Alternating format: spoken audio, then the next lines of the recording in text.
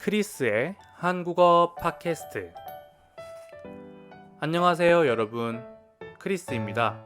오늘 팟캐스트에서는 한국어를 배우는 여러분들에게 일반적으로 한국어를 배우면 생기는 어려움, 그리고 그런 어려움을 극복하는 몇 가지 팁을 공유하려고 합니다. 한국어 공부하신 여러분은 다 알고 있겠지만 한국어 재밌지만 정말 어려운 점도 많아요. 그러면 지금부터 어려운 점 그리고 극복할 수 있는 방법 얘기해 볼까요?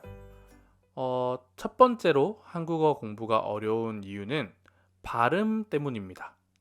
이제 많은 사람들이 처음에 한국어 공부를 시작할 때 지읒이나 치읓 발음 그리고 디귿이나 티읕 발음을 어려워하는 경우가 많아요.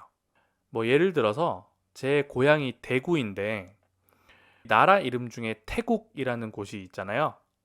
한국 사람이 빨리 말할 때 이제 태국이라고 얘기하는지 대구라고 얘기하는지 헷갈려 하는 사람들이 아주 많아요.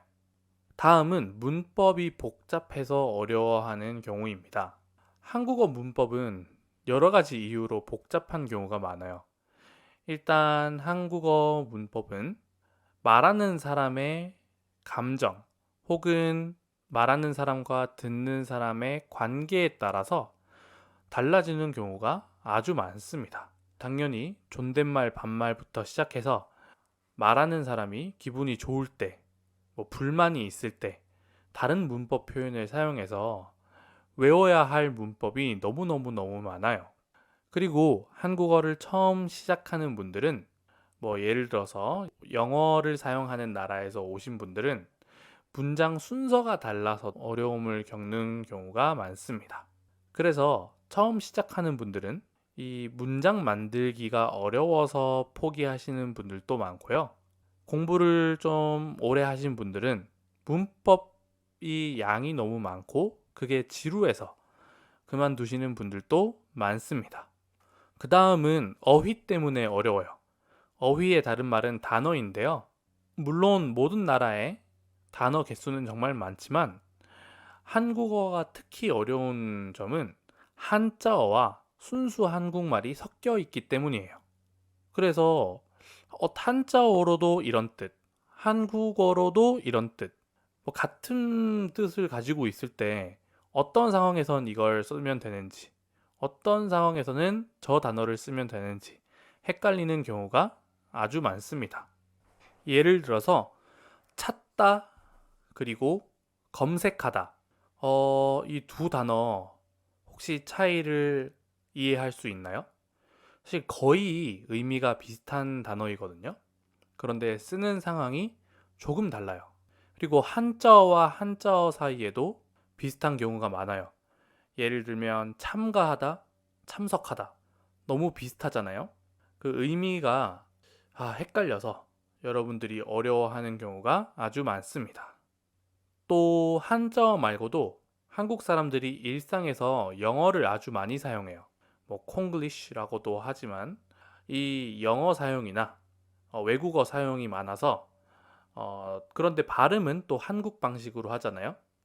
그렇게 되면 여러분이 공부할 때 어려움을 겪는 경우가 많습니다. 마지막으로 문화입니다.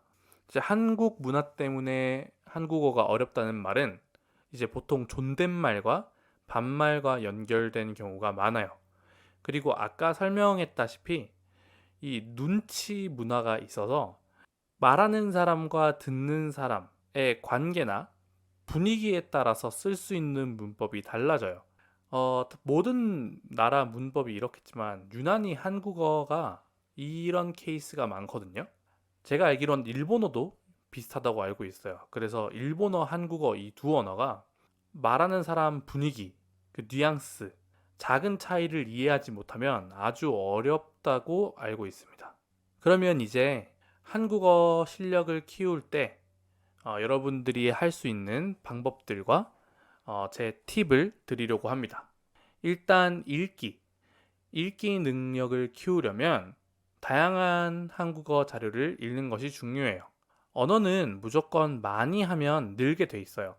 그래서 여러분들이 관심 있는 뉴스 기사나 아니면 웹툰, 만화책, 영화 다 괜찮아요. 우리 영화에도 자막이 있잖아요. 그래서 자막이 없으면 더 어려우니까 자막을 읽으면서 여러분들이 한국어 실력을 키우는 것도 좋은 방법입니다. 그렇게 읽으면서 여러분들이 만난 모르는 단어, 한자어 아니면 뭐 영어를 한국어처럼 얘기하는 거, 그런 영어 단어 여러분들이 표로 정리해서 노트에 정리해서 공부하는 것이 아주 큰 도움이 될 거라고 생각합니다. 그 다음엔 듣기예요. 듣기와 읽기는 사실 비슷한데 그냥 많이 들으면 돼요.